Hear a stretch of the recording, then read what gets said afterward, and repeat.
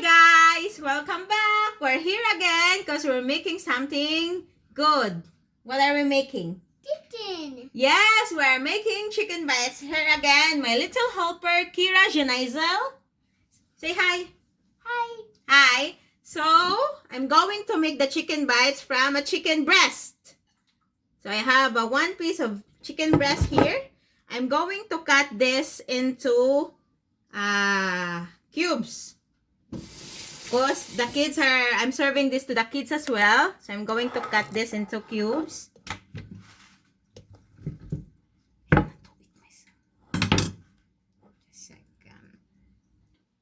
Okay.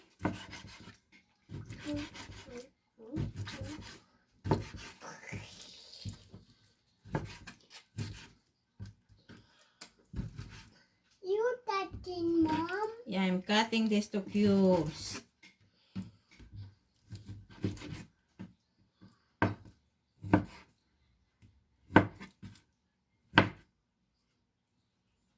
And I'm going to pound this, the chicken, so it makes it easier to cook. And it cooks faster. So I have a cling wrap here, a clear plastic. Yeah, it's a plastic wrap. Just gonna, oops, sorry, Kira. And I'm going to pound it with the hammer. Hammer, where are you? Here you go. So you guys ready?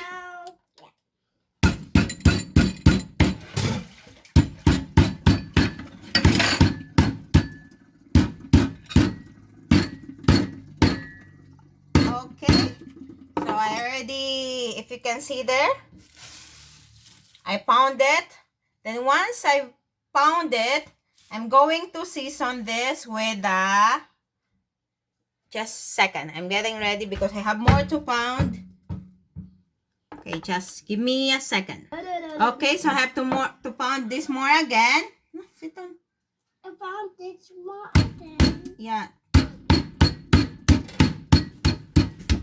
Careful, don't fall. Okay, so I'm going to season the chicken with garlic salt, paprika, because I want it a little bit looking like a orange. And paprika is good for spices too. A little bit more. So I want it more colorful. And I have to use Arabic spices. I usually use this because it has everything: ginger, cinnamon, allspice, pepper, nutmegs, and cloves. So I'm gonna put it here. Season this with this one, just few amount of those. And I'm going to cook this right away. No need to marinate because I don't have much time in the world. Have 3 kids, work later, and do something else. Hang clothes, wash clothes. Oh my, yeah. Okay, so just going to wash my hands. I'm gonna prepare the oil. I'm gonna prepare the pot where I cook the chicken bites. Okay, I'm just gonna pour some oil here. I'm going to crack one egg.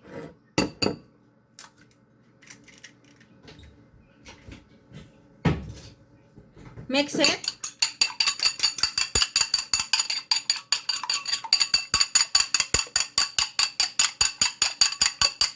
Pour this in the chicken.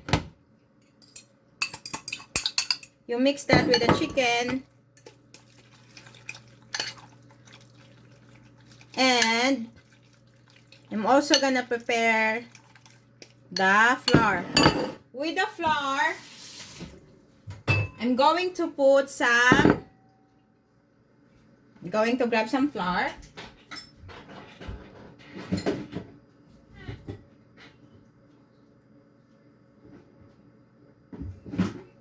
Okay, so I have flour here.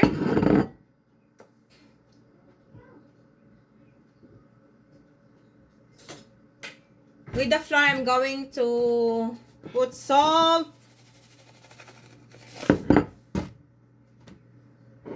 pepper,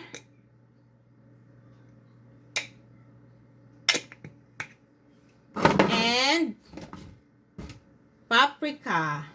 Where I put my paprika. Go, paprika. Mix it.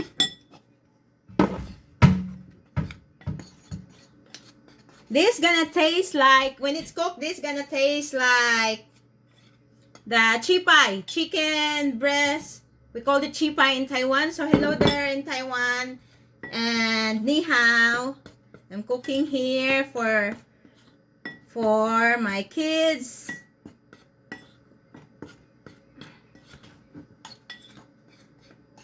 So if you have tried those chipay, if you work back in Taiwan, you can do this at home and you taste it like you were in Taiwan. Okay, I'm just gonna wait for my oil to get boiled and ready to cook. And I'll be right back to you. Okay, so the oil is ready to fry this stuff. So again, I have to bring the chicken to the flour because I want this coat evenly and I want the butter tastes really good and good. Nice. Good presentation. Stop crying, please. Sit down, sit down, sit down. Stop crying. You're in the video. Stop crying. You're in the video. The pretty baby. Stop crying. Okay, stop crying because you're in the video. Get that.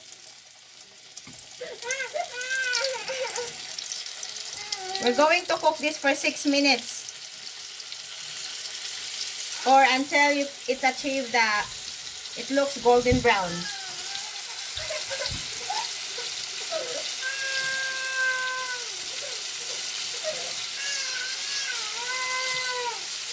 I'm also doing this because my daughter, this one here, is very picky.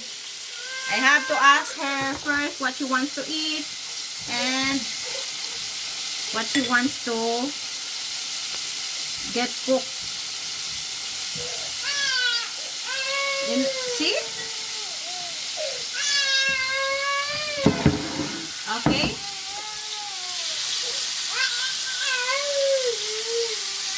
We'll cook this for 6 minutes. And we'll just wait for the time. And I'll get this cooked for a little bit. Okay, my little Kira here is settled down. So I'm going to get this now and drip some oil, excess oil on the paper towel. You want that? Okay.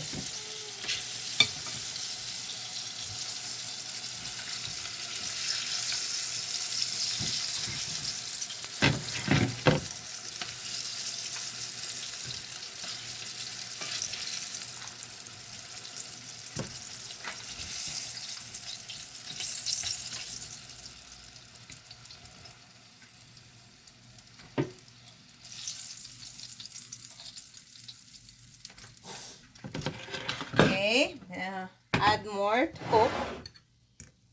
Again.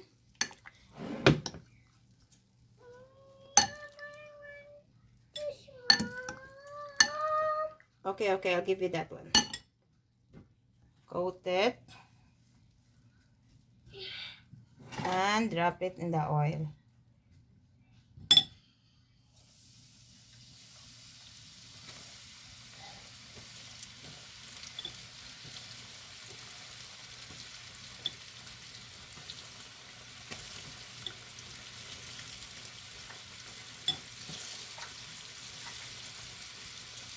Okay.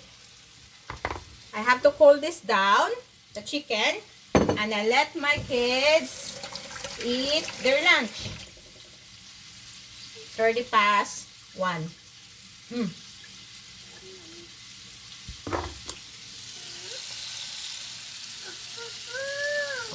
Not hot, not hot. Tastes like chicken pie from Taiwan.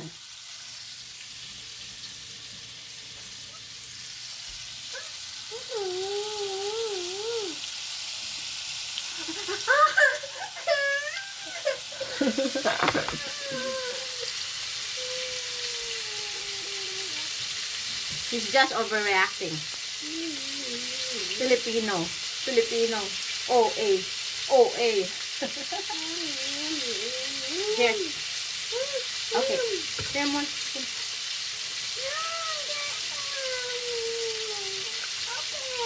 Okay. I swear it tastes like chicken pie from the Taiwan. I swear.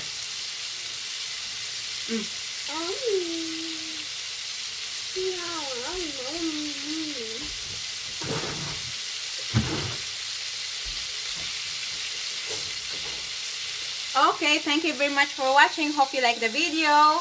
If you haven't subscribed yet, subscribe and comment below if you like the food that you cook right now. And thank you. Bye-bye. Bye-bye.